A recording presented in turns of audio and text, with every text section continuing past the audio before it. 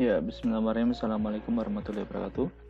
Perkenalkan, nama saya Noval Sartono dan kali ini saya akan share terkait dengan materi bola dan bidang rata ya. Jadi garis singgung bidang terhadap bola gitu. Nah, tapi di sini kita akan membahas pertama-tama kita akan membahas terkait dengan posisi bola dan bidang rata. Nah, jika diketahui sebuah bola S berjari-jari R dan berpusat M, jadi ada bola ini dengan jari-jarinya R, jari-jarinya R ya, dan pusatnya ada M, serta lalu terdapat bidang V dengan D adalah jarak terdekat pusat M dengan bidang V. Jarak terdekat berarti dia siku-siku ya, jarak terdekat. Jadi R adalah jari-jari, D itu adalah jarak pusat ke bidang. Maka terdapat 3 kemungkinan hubungan antara kedua objek tersebut. Kalau misalnya D-nya lebih kecil dari R, D-nya ini lebih kecil dari R, maka dia memotong. D-nya sama dengan R, maka dia menyinggung. D-nya lebih besar dari R, maka dia istilahnya di luar atau melayang ya, di luar bola itu. Nah, jadi bidangnya itu ada di luar bola, atau dia melayang lah, lebih gampang ya. Oke, jadi ini adalah ketiga posisinya. Berikutnya kita nah, misalnya kita akan mencoba untuk mencari kedudukan bola tersebut. Pertama kan gini, untuk mencari suatu persamaan bidang pada bola, maka kita cari dulu posisi bidang pada bola itu bagaimana. Misalnya contohnya nih, bagaimana kedudukan bola yang memenuhi persamaan ini dan bidangnya adalah dia. Bila berpotongan, tentukan pusat dan jari-jari lingkaran potongannya. Artinya di sini kita mencari jari-jarinya dulu dan mencari D-nya dulu. Jari-jari bola itu adalah ini. Teman-teman masih ingat ya? Ini jari-jari bola yaitu ada seperempat A, seperempat B, seperempat C, plus D. Gitu.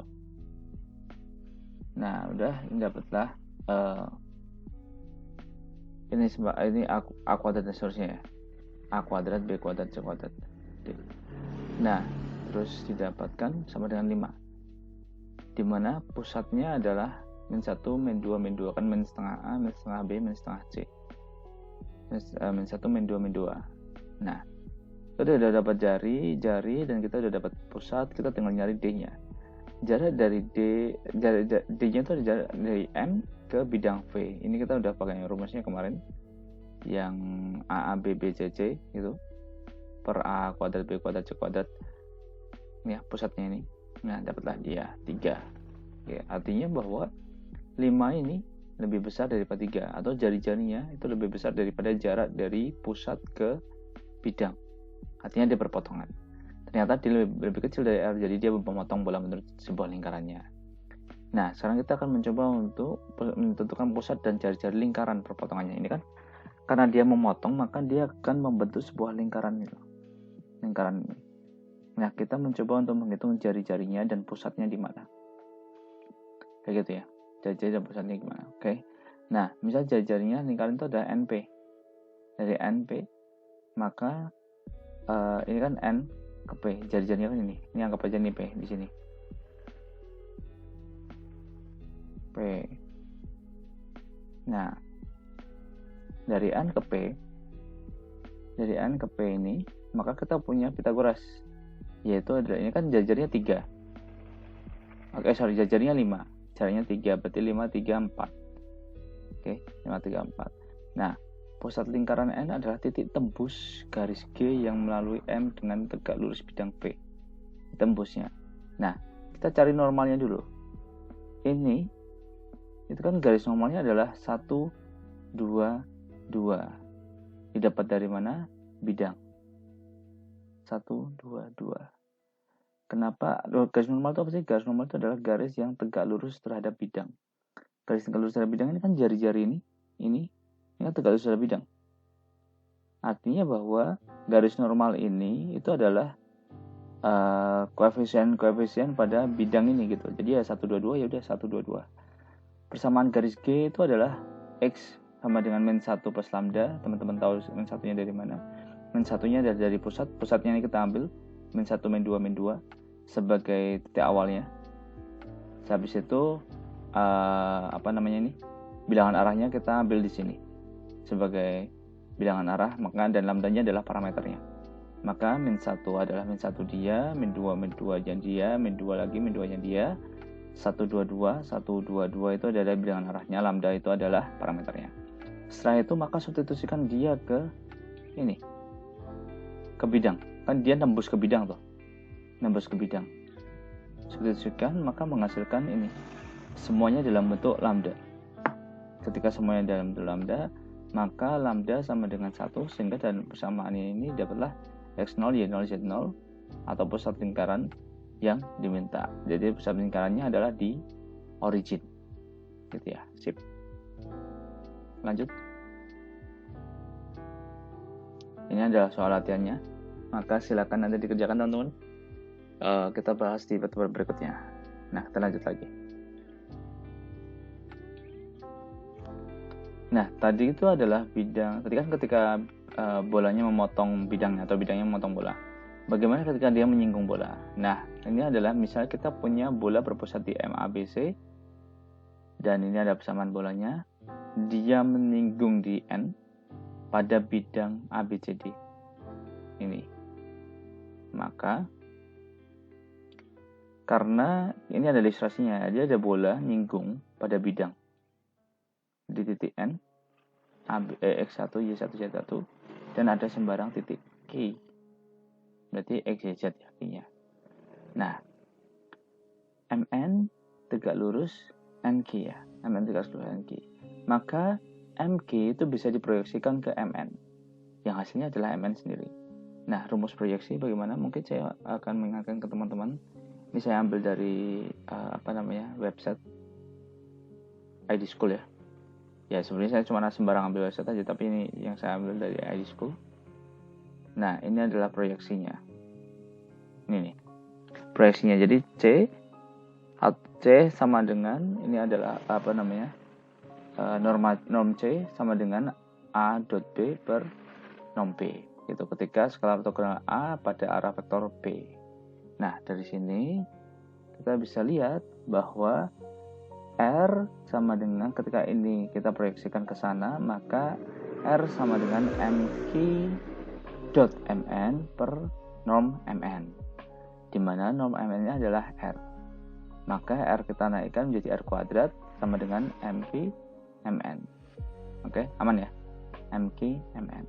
Good. Berikutnya. Karena MN itu sama dengan X1 min A. X1 min A kan pusatnya adalah ini kan M. M-nya adalah ABC dan N-nya adalah X1, Y1, Z1. Maka MN itu berarti X1 min A, Y1 min B, Z1 min C. MQ sama dengan X min A, Y min B, Z min C. Oke. Nah, dari sini kita kan udah punya ini. MQ.MN sama dengan R kuadrat. Nah, ini X1 min A, Y1 min B, Z1 min C. X min A, Y min B, Z min C, dan seterusnya. Kita bongkar ke sini. Saya yakin teman-teman gak ada masalah. Dan dari sini kita kalikan hasilnya dia. Nah, ABC di video sebelumnya, nanti di video terkait dengan bola, persamaan bola, nanti saya kalikan linknya di sini. Itu menjadi seperti ini, di mana A-nya adalah setengah A, B setengah B, C setengah C. Gitu, maka persamaan bidang singgung ini adalah persamaan bidang singgung bola di titik N, X1, Y1, Z1. Jika persamaan bolanya adalah dia, maka persamaan singgungnya di ini. Artinya ini pusatnya di 0,0 ya. Pusatnya di ini origin 0,0,0. Nah, makanya dia berjasa seperti ini persamaannya bidangnya. Oke. Nah, jika persamaan bolanya adalah dalam bentuk ini, maka dia berubah dalam bentuk ini. X1 min A, X min A, Y1 min B, Y min B, Y1 min C, Y min C. Atau ini anggap aja menjadi dikurangi aja X min A, X1 min A, X min A, Y1 min B, Y min B, Y1 min C, Z min C. Gitu aja. Analogi paling sederhananya. Oke. Lanjut berikutnya. Ini adalah contoh soalnya. Tentukan persamaan bidang singgung pada bola ini di titik ini. Ya sudah, titik ini pada bola jadi dapat dipakai kaidah pembagi hasil. Maksudnya ini nanti tinggal dimasukkan aja ke persamaan tadi itu. Ini kan 0, 0, 0, 0. Nah, terus habis itu tadi kan rumusnya adalah setengah A, setengah B, setengah C. Ya udah, setengah A, setengah B, setengah C. 1, 2, 2. 1, 2, 2. Kayak gini. X1, X2 yang X1, Y1, Z1-nya sama dengan 0. Maka ini 0, 0, 0, 0, 0, 0. Maka tinggal X plus 2Y plus 2Z. Maka ini adalah persamaan bidang singgungnya. Begitu. Oke. Nah, berikutnya. Nah, ini adalah persamaan bidang singgung dengan bilangan arahnya adalah ABC jika dicari sebagai berikut. Nah, maksudnya kayak gini. Bilangan arah, maksudnya gini, kita kan ketika kita mencari bidang singgung dari suatu bola, ketika ditanya adalah bilangan arahnya, artinya adalah yang dimaksud yang memiliki bilangan arah itu kan selain bidang adalah garis. Maka garis tersebut akan tembus ke bola. Maka ketika dia tembus bola, maka ada 2 titik singgung. Artinya ada 2 bidang di sini, bidang singgungnya. Oke. Pertama, tentukan garis normal N melalui pusat bola M dengan bilangan arahnya ABC. Tentukan titik tembus normal N dengan bola. Ada 2 titik tembus T1 dan T2. Buat bidang singgung di T1 dan T2. Nah, ini misalkannya ini, teman-teman bisa misalkan bidangnya AX, BY, C, Z, D. Dicari dengan jarak pusat bola ke bidang sama dengan jari-jari. D terdapat 2 harga. Nah, masih kayak gitu. Nah, pertama ini contohnya kita kasih soal. Saya tak coba menggunakan alat bantu untuk menulisnya lebih enak.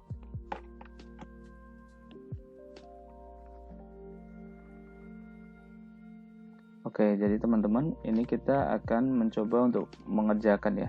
Tapi saya tidak akan mengerjakan secara full. Maka saya hanya akan mengerjakan alur logikanya aja. Jadi tentukan persamaan bidang.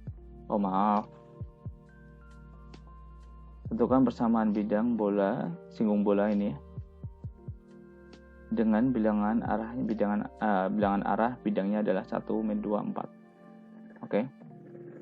Nah, misalnya saya mencoba untuk ini, pakai ini. Buat.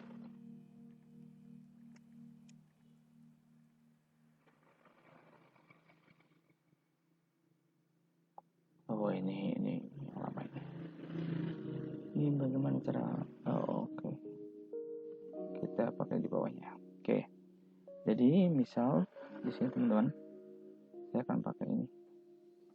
Oke, jadi kan tadi persamaan bolanya adalah X kuadrat, Y kuadrat, Z kuadrat. Oke. Kita tulis di sini X kuadrat plus Y kuadrat plus Z kuadrat. Terus habis itu min 4, 2, 6 min 4X plus 2Y plus 6Z kalau nggak salah plus 4 sama dengan 0. Coba cek. Plus 2Y min 6 min 4. Oh maaf, min 6. Oh ini udah benerin. Berarti ini plus 2Y min 6 min 4. Oke, titiknya adalah bilangan arahnya. Oke, sebelum kita tulis bilangan arah, kita selesaikan aja dari sini ya. Ini kan pusatnya kan sama dengan min setengah A, A, min setengah B, min setengah C, atau sama dengan min setengah A berarti berapa? Min 1, habis itu min setengah B berarti 3, habis itu min 1 lagi salah, min setengah A berarti ini 2, ini adalah min 1, ini adalah 3. Oke, ini adalah pusatnya. Sedangkan tadi bilangan arahnya adalah 1, min 2, 4. Oke, 1, min 2, 4. Oke, seperti yang saya sampaikan tadi, saya tidak akan menyelesaikan secara keseluruhan, tapi saya akan memberikan contoh alurnya aja. Oke, jadikan bilangan arahnya, maka garisnya itu kan bisa kita buat seperti ini, X, Y, Z, dimana X-nya adalah kita ambil dari sini, misalnya 2 ditambah lambda, habis itu N1 dikurangi 2 lambda, habis itu 3 ditambah 4 lambda. Oke. Nah, ini adalah persamaan garisnya, garis normalnya. Dari sini masukkan ke sana. Maka nanti akan ada dalam bentuk lambda kuadrat, ya kan? Karena di sini dimasukkan ke sana sih. Maka akan dalam bentuk lambda kuadrat. Oke, maka nanti ada persamaan lambda kuadrat tuh. Lambda kuadrat, nanti persamaannya akan dalam bentuk lambda kuadrat, maka ini akan ada lambda 1, akan ada lambda 2. Oke. Dari sini dimasukkan lagi ke sini, maka akan ada X, Y, Z. X, Y, Z. Dan lagi X, Y, Z. Ini 1, 1, 1, 2, 2, 2. Akan ada 2, akan ada 2 titik. Nah, dari 2 titik ini, maka nanti masing-masing, ini kan berarti ada 2 titik singgung ceritanya. Akan ada 2 titik singgung, maka dari kedua titik singgung ini nanti tinggal dimasukkan ke persamaan ini, teman-teman. Nah, dimasukkan ke persamaan ini masing-masing. Jadi titik pertama dimasukkan ke dia, titik kedua dimasukkan ke dia, maka akan ada 2 bidang singgung. Gitu ya. Gitu, teman-teman. Jadi itu adalah ketika nanti ditanyakan ada bilangan arahnya. Oke. Nah, berikutnya kita akan bahas bidang singgung dari titik PX di luar bola. Di luar bola kan tadi menyinggung ya. Ini adalah ketika dia di luar bola titiknya. Nah, dari sebuah titik P di luar terdapat tak hingga bidang singgung. Kan terdapat banyak sekali titik-titiknya. Maka bidang singgungnya itu juga banyak. Tak hingga. Yang semuanya akan melukiskan sebuah kerucut singgung. Jadi ada bola, ada titik, maka dia akan membentuk sebuah kerucut. Gitu ya, yang menyinggung, yang sisi kerucut tersebut akan menyinggung bola, di mana P sebagai puncaknya. Nah, kerucut sehubung suatu bola B dapat didefinisikan tempat kedudukan garis-garis melalui P yang menyinggung bola B. Cara mencari persamaan kerucut sebagai berikut ini. Cara mencari persamaan kerucut, jadi PX1, Y1, Z1, bolanya adalah dia, ini adalah P-nya yang ada di luar. Buat sebarang garis pelukis melalui TP, maka dapatlah adalah ini. Ini adalah garisnya. Oke, ini adalah garisnya, di mana ABC adalah bilangan arah dan T adalah parameternya. Nah, potongkan garis G ini dengan bola B. Jadi ini dipotongkan dengan bola B, maksudnya dipotongkan itu disubstitusikan ke sini. Oke, akan kita dapatkan persamaan kuadrat dalam T sesuai dengan adanya 2 titik tembus. Nah, gitu. Nah, kenakan syarat diskriminan D sama dengan 0 agar garisnya menyinggung. Kan syarat menyinggung itu D sama dengan 0. Akan diperoleh persamaan FABC sama dengan 0. Dari persamaan 1 dan 2, eliminasikan ABC dan T akan diperoleh persamaan kerucut yang diminta. Konkretnya seperti ini. Tentukan bayang-bayang bola pada bidang XOY. Jadi ada P tembak ke bola, habis itu dia punya bayang-bayangnya. Gitu. Disinari dari titik P244. Oke, P244. Jadi P-nya 244. Nah, garis G yang melalui titik P. Garis G yang melalui titik P kan berarti ini X ini ada 244, ABC ini bilangan arahnya kita nggak tahu nih, bilangan arahnya. Sama sekali nggak tahu. Oke, bilangan arahnya sama sekali nggak tahu. Potong garis G dengan bola. Ini dimasukkan ke persamaan bola, jatuhnya dia. Nah, ini dijabarkan jatuhnya dia. Kan nanti T-nya dalam bentuk T kuadrat kan. Nah, jadi disatukan, maka jadi dia. Nah, D sama dengan 0 karena apa? Syarat penyinggung. Ya udah jadinya ini. Oke, ini kan adalah B kuadrat min 4AC. 4AC. 4-nya dikali 25 100, C-nya dia. A-nya dia, maaf. A-nya dia. Nah, substitusikan A, B, dan C dari persamaan 1 ke 2 dan persamaan 2 dan setelah dibagi dengan T kuadrat hasilnya di. Ya kan?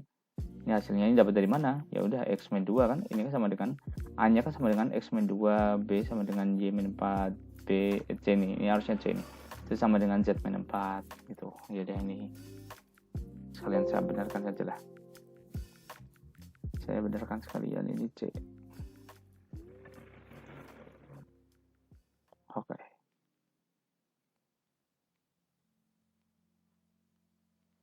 Oke, ini 4 plus CT dan seterusnya. Nah, ini kan sudah kita masukkan tadi ke SMA kita udah sampai sini. Udah kita masukkan Z-4 dan seterusnya. Ini kita jabarkan. Nah, inilah adalah persamaannya. Ini adalah persamaannya. Persamaan bidangnya. Maaf, ini adalah persamaan bayang-bayangnya. Bayang-bayang bola pada bidang X, Y, yaitu ketika Z-nya sama dengan 0, dan ketika ini adalah persamaan lingkarannya ini. Yang setelah kita hitung ukur-ukur, memperlihatkan bahwa bayangan bola tersebut berupa elips. Gitu. Seperti itu teman-teman. Jadi ini adalah cara untuk mencarinya, di mana kita mencari bidangnya ketika bidangnya itu ketika bolanya itu ada di luar. Gitu, ini ketika bolanya ada di luar. Nah, ini ternyata bidang itu adalah bidang yang bayangannya itu adalah bayangan dalam bentuk elips ketika kita cek. Oke, jadi ini seperti ini teman-teman. Oke ya. Nah, itu adalah contoh dari ketika melayang bolanya. Dan titik singkungnya ada di luar seperti ini. Oke. Nah, ini ada soal latihannya. Ini ada soal latihan, silakan dikerjakan. Teman-teman juga bisa ngerjain apa yang ada di buku. Oke, begitu teman-teman. Terima kasih untuk perhatiannya. Jadi nanti silakan dipelajari dan semoga bermanfaat. Terima kasih. Wassalamualaikum warahmatullahi wabarakatuh.